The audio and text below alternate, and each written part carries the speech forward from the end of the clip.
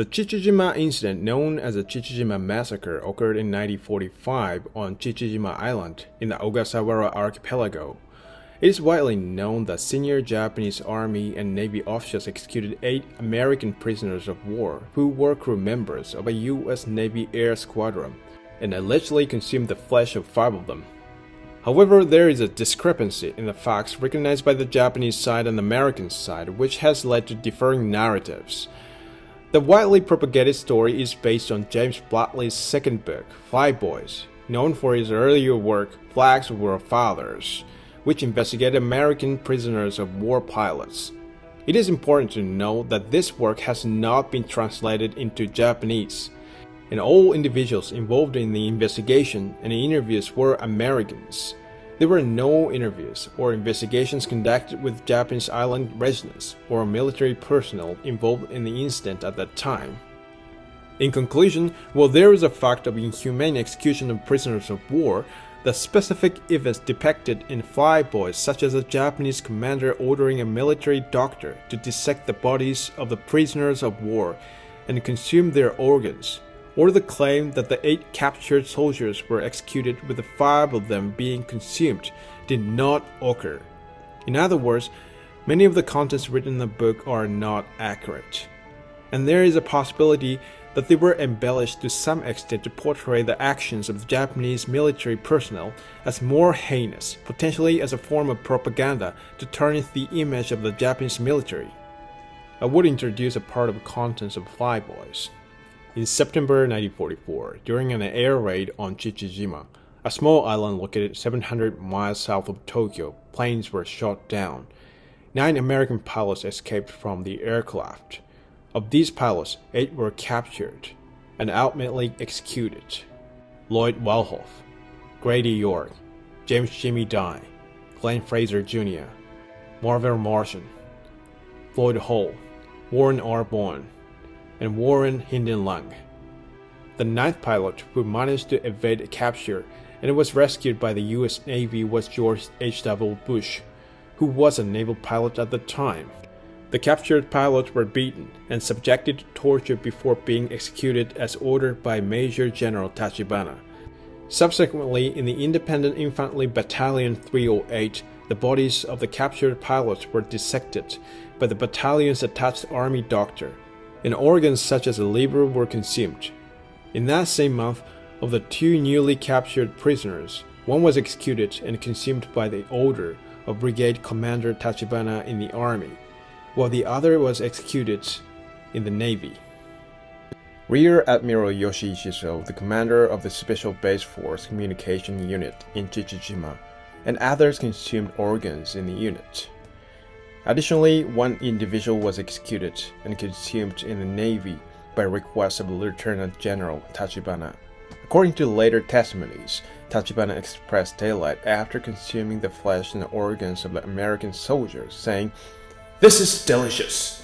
I'll have seconds."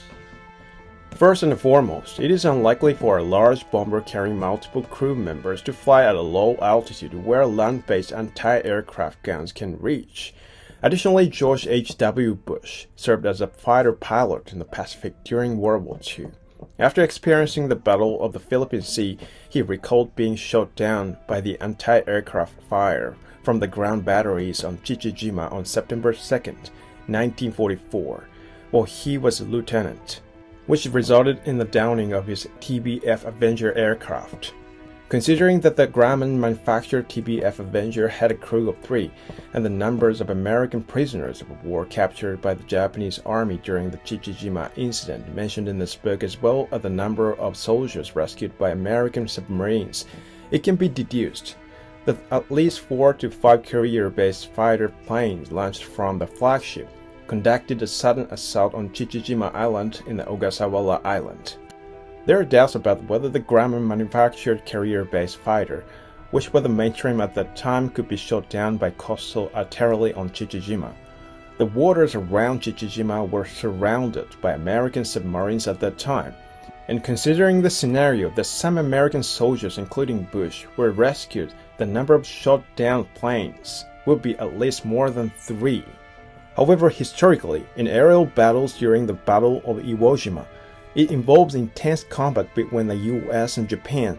The average number of planes shot down on both sides was around 3 to 4. Based on this, it is implausible that more than 3 planes were shot down by coastal artillery from Chichijima, and that 8 pilots became prisoners of war.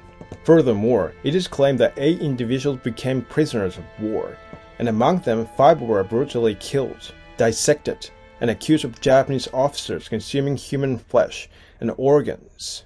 However, it is stated that the units and the ships to which these 5 US soldiers belong to are unknown. This is inconceivable.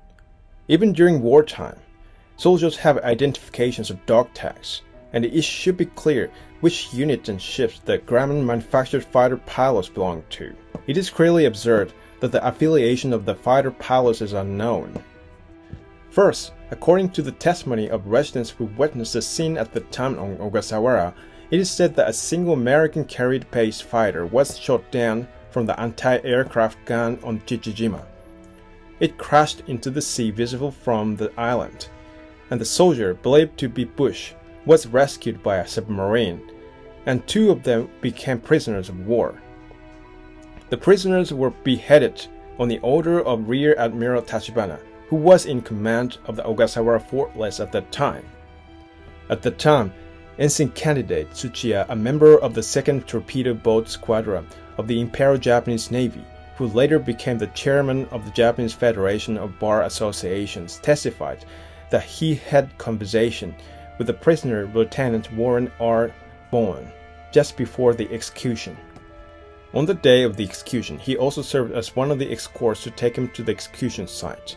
Moreover, initially he was supposed to be the executioner for Bowen, but partway through, his superior ordered that the execution be carried out by a person with 4th Dan, black belt in Kendo, who was among the group of student soldiers.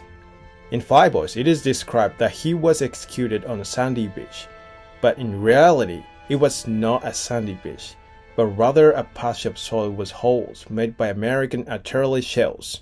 After burying the remaining 2 Japanese soldiers who had lost their sanity due to starvation once attempted to dig up Lieutenant Bowen's body, Tsuchiya, who was the duty officer at the time, admonished them, testifying that there was no truth to the claim that they resorted to cannibalism. The notion of holding a feast, consuming human flesh, is a complete fabrication. The 109th Division, which was stationed on Chichijima at that time, had scarce supplies, to the point where there was hardly any drinking water, let alone alcohol. Following Japan's defeat, the US forces landed on Chichijima on September 2nd to investigate the whereabouts of the prisoners. They detained members of the Tachibana Battalion and other relevant individuals for questioning. In February 1946, General Tachibana, Lieutenant Colonel Matuba, Rear Admiral Mori, Captain Yoshi, and 27 other soldiers were indicated as Class B war criminals and tried at the Guam Military Tribunal. The United States conducted the trial under the charge of killing prisoners of war. In my opinion, during wartime, the US clearly delineated an enemy and fabricated a story of inhumane and brutal Japanese soldiers to boost the morale of American troops. Testimonies, when coerced with threats like, "Do you want to be a war criminal?" and "Do you want to face execution too?" can easily conform to the scenario they envisioned. At that time, the Imperial Japanese Army received strict orders from the Imperial headquarters that even in times of severe shortages and famine, the consumption of human flesh was strictly prohibited. Local officers sternly warned soldiers against resorting to such measures. In battles like Guadalcanal and Imphal, where supplies were severely limited, and most Japanese soldiers suffered from starvation, the act of consuming corpse was expressly cautioned against by the duty officers. However, being a war crime trial with a victorious nation's judge that defeated, it's not guaranteed that the verdict reflected a fair judgment.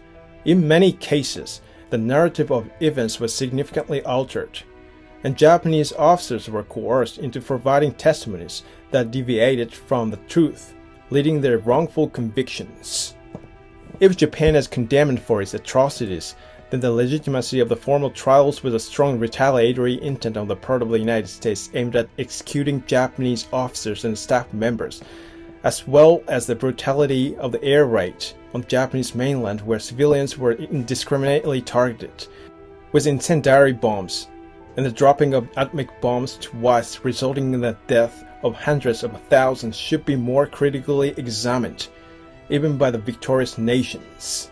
It is never acceptable for only the defeated nation to be deemed at fault, while the war crimes of the victorious nations in violation of the Geneva Conventions are unjustly justified. I have no intention of justifying the action of the Japanese military, but it's deeply concerning that the atrocities committed by the Allied powers are constantly justified, while the propaganda of the defeated nations is widely spread around the world and accepted as historical fact. Many of the historical analysis videos regarding the Japanese military during World War II found on YouTube are created by individuals who mistakenly consider propaganda to be factual history.